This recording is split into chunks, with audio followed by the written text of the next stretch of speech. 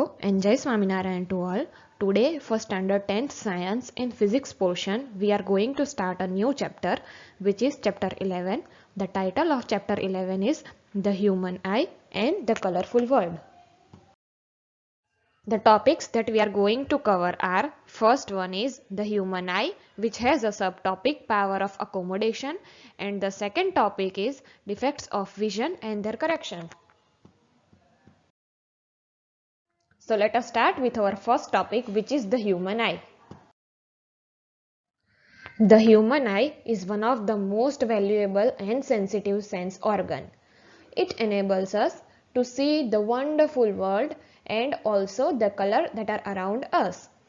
On closing our eyes, we can identify the objects to some extent by smelling them, by tasting them, or by hearing the sound they make, or by touching them. But it is, however, impossible to identify the colors while closing our eyes. In order to identify the colors, we have to keep our eyes open, and thus all of the sense organs, the human eye is the most significant one organ. The human eye is like a camera. Its lens system forms an image on a light sensitive screen called the retina. As you can see in the figure, the human eye has a lens system which forms an image on a light sensitive screen which is called retina. So retina is the light sensitive screen which shows us the image in the lens system. The light enters through the eye and it strikes on a thin membrane which is called cornea. Means the light enters the eye through a very thin membrane which is called cornea. The eyeball is approximately spherical in shape with a diameter of 2.3 cm. As you can see in the figure, it forms the transparent bulge on the front surface of eyeball. The most of the refraction for light rays entering the eye occurs on the outer surface of cornea, and the crystalline lens merely provides the finer adjustments of focal length required to focus object at different distance on retina. Means in order to focus the object, the crystalline lens will adjust or finer adjust the focal length to focus object at different distances on the retina. We find a structure called iris behind or exactly behind the cornea. Iris is a dark muscular diaphragm that controls the size of pupil.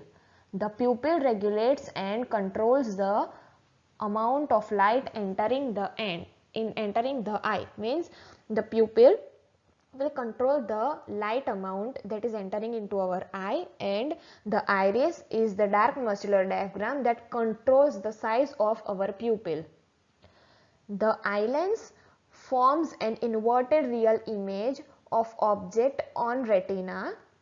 The retina is a delicate membrane having enormous numbers of light sensitive cells. These light sensitive cells get activated upon illumination and generate some electric signals, and these electric signals will be sent to our brain via the optic nerve. You can see the position of all of this in the diagram that is displayed here. Now we will see our subtopic of topic number 11.1. The name of our subtopic is power of accommodation. So let's see what is inside it. The eye lens is composed of a fibrous jelly-like material. Its curvature can be modified to some extent by ciliary muscles. The change in curvature of the eye lens can result in the change of its focal length. Means if the curvature of an eye changes, then it will result in the change of the focal length. When muscles are relaxed, the lens becomes thin and hence its focal length increases, and this enables us to see the objects that are far very clearly. Means when our ciliary muscles are relaxed, the lens becomes thin and thus its focal length increases and it will enable us to see the distant object very clearly. When you are looking to an object that is closer to your eyes, the ciliary muscles contract. This increases the curvature of eye lens and the eye lens become thicker. Consequently, the focal length of eye lens decreases and this enables us to see the nearby objects very clearly. So, when our ciliary muscles are relaxed, the lens will become thinner and in that case our focal length will be increased and we can see the objects that are far very clearly. But when the curvature of eye lens increases, the focal length will decrease and that will enable us to see the objects that are near very clearly. The ability of an eye lens to adjust its focal length is called accommodation. However, the focal length of an eye lens cannot be decreased below certain limit, means there is a certain limit up till which the focal length can be decreased. Beyond that limit, the focal length cannot decrease. Let us take an example that try to read a printed page holding it very close to your eyes. You may see that the image is becoming blurred or feel strain in your eyes. You will not able to read that paper which you are holding very close to your eyes. In order to read it comfortably and distinctly, you must hold it about 25 cm away from your eyes. The minimum distance at which the object can be seen more distinctly without strain is called the least distance of distinct vision. It is also called the near point of eye from which we can see or read anything very clearly. For a young adult with normal vision, the near point is about 25 cm and the farthest point up to which the eye can see object clearly is called the far point of the eye. It is infinity for a normal eye. You may note here that a normal eye can see object clearly that are between 25 cm to infinity. Now, sometimes the crystalline lens of people of old age become milky and cloudy. This condition is called cataract. This causes partial or complete loss of vision, means in the case of cataract where the crystalline lens become milky and cloudy will result in a partial or complete loss of vision, but it is possible to restore the vision through cataract surgery. Now we will see our next topic, which is defects of vision and their correction. From the name of the topic, we get some idea that this topic will tell us the different types of vision defects and their correction, means we will be discussing the defects of vision and their correction. So let's start. Sometimes our eye may gradually lose its power of accommodation. In these conditions, the person cannot see the object distinctly and comfortably, means when the eye gradually loses its power of accommodation, we cannot see the object clearly. The vision becomes blurred due to refractive defects of eye. There are mainly three common refractive defects of vision, which are first, myopia or nearsightedness, second is hypermetropia or farsightedness, and third is presbyopia. These defects can be corrected by use of suitable spherical lenses. So, let's discuss these three defects of vision. The first defect of vision is myopia. Myopia is also known as nearsightedness. A person with myopia can see the nearby object very clearly, but they are not able to see the distant object clearly.